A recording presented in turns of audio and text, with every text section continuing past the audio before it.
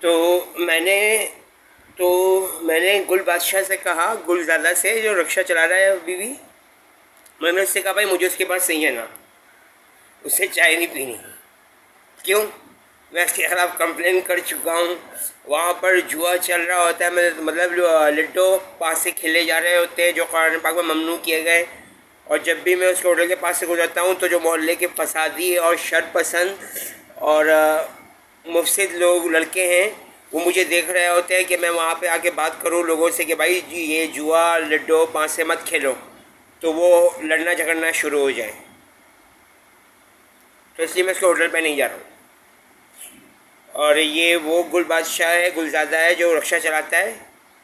اور آج سے 3 دن پہلے کی بات ہے کہ کوئٹہ چائے والا ہوٹل جو جمہوریہ کالونی میں ہے، پیر بازار مین گیٹ کے سامنے والا پٹھان کا ہوٹل، تو جو گل بادشاہ ہے وہ اس کے ساتھ تھا، کوئٹہ چائے والے ہوٹل کے ساتھ جو مرغی والا ہے. تو یہ دونوں رکشے میں بیٹھے ہوئے تھے آج سے 3 دن پہلے رات کو، جب میں واک کر کے واپس جمہوریہ جا رہا تھا، ڈیفینس اے مارکیٹ سے ہوتا ہوا، صابر انصاری کی دیوار کے ساتھ ہوتا ہوا، اور جو فلٹر پلانٹ ہے خیبر ہوٹل کے ساتھ والا، وہاں سے ہوتا ہوا میں جمہوریہ واپس جا رہا تھا.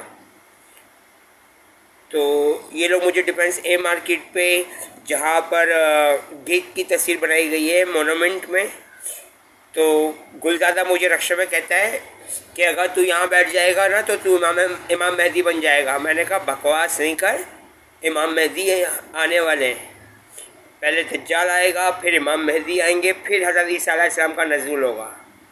وہ آسمان سے 2 فرشتوں کے کاندھوں پر یا ان کے پروں پر اتارے جائیں گے، 2 فرشتوں کے کندھوں پر ہاتھ رکھ کے، جہاں تک میرے پڑھنے میں آیا ہے. تو اس طریقے سے وہ مجھ سے یہ دعویٰ کروانا چاہ رہے ہیں، نعوذ باللہ، یعنی کہ ان کے پیچھے جو یہودی موجود ہے وہ چاہ رہا ہے کہ یہ کوئی ایسی بات کرے کہ ہم اسے قانون کی پکڑ میں لے آئیں. کیا چیز ہے یہ جمہوریہ والے! ان کو اصل دین اسلام پہ لانے کی کوشش کرتا ہوں، یہ نہیں مانتے.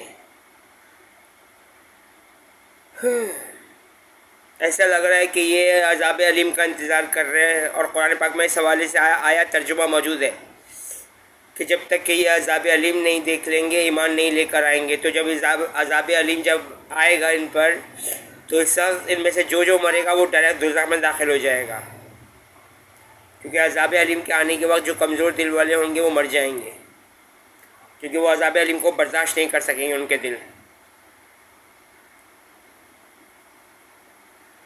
اور ساتھ ہی میں اس کے بعد میں یہ کہنا چاہتا ہوں آئی جی سندھ رفعت مختار راجہ صاحب سے کہ آپ جو مذاق کر رہے ہو نا کراچی اور سندھ کی عوام کے ساتھ، برائے مہربانی مذاق بند کر دو. پہلے آپ سندھ پولیس میں موجود ڈکیتوں کو، ملک دشمنوں کو، راہ مساعد کے سہولت کاروں اور دہشت گردوں کو، 2017 کے چھرا مار وارداتوں میں لڑکیوں کو چھرا پڑوانے والے پولیس اہلکاروں کو پکڑو. آپ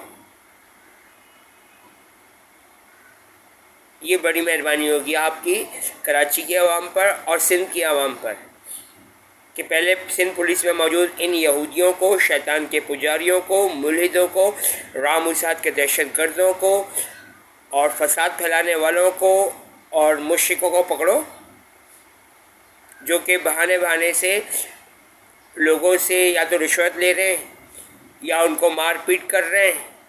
مار پیٹ کرنے کے بعد ان کو تھانے میں بند کیا جا رہا ہے، اور جمشید کوارٹر تھانہ، فریات تھانہ، ڈیفینس تھانہ تو خود ڈکیتیوں میں شامل ہیں. تو جب تک آپ ان ڈکیتوں کو نہیں پکڑو گے، آپ کیسے سمجھ سکتے ہو کہ سندھ میں امن قائم ہو جائے گا؟ مطلب یہ کہ ڈکیتوں کے ذریعے آپ امن قائم کرواؤ گے؟ ڈکیت کراچی میں امن لے کر آئیں گے؟ یعنی کہ دودھ کی پہرے داری آپ بلی کو سونپ رہے ہو. آپ بلکہ بلی بھی نہیں، چونکہ یہ یہودی ہیں اور یہودی تو چوہا ہوتا ہے، خوف زدہ رہتا ہے یہ ہر وقت، اور کوا ہے وہ بھی خوف زدہ رہتا ہے. تو یہ کوے اور چوہے کی مانند نہیں ہے.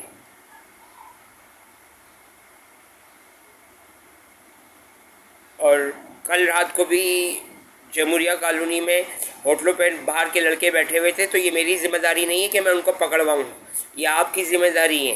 جب آپ کو اس بات کا علم ہو چکا ہے کہ جمہوریہ colony, Hazara colony, railway colony میں علاقے سے باہر کے لوگوں کو لا کر ان کا ریپ کیا جا رہا ہے، ان کی پورن مووی بنائی جا رہی ہے، ان کو قتل کیا جا رہا ہے، تو یہ آپ کی ذمہ داری ہوتی ہے کہ آپ ان کو پکڑو۔ میرا کام ہے اطلاع دینا، میں نے اطلاع دے دی، میرا کام پورا ہو گیا۔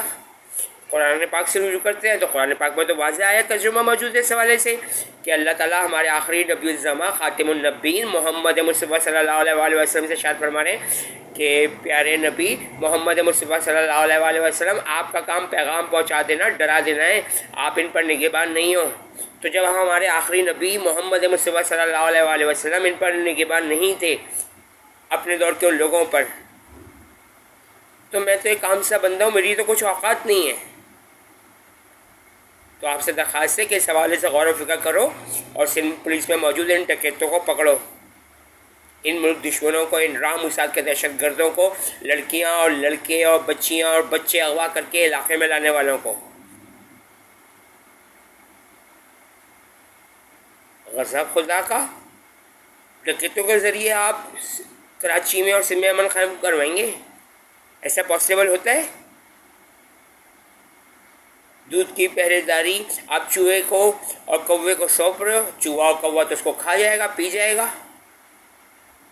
چوچ میں بھر کے پانی دودھ کو پی جائے گا کوا تو، اور چوہا اپنی زبان سے پی جائے گا۔ ایسا ہی ہے نا؟ اللہ تعالیٰ آپ کو عقل سلیم عطا فرمائے رفعت مختار راجہ صاحب، کہ آپ ڈکیتوں کو، ملک دشمنوں کو، یہودیوں کو، شیطان کے پجاریوں کو پہچان سکو۔ غضب خدا کا، ایک طرف یہ ڈکیتیاں ڈال رہے ہیں، ایک طرف یہ ملک دشمنی کر رہے ہیں، ایک طرف یہ رام موساد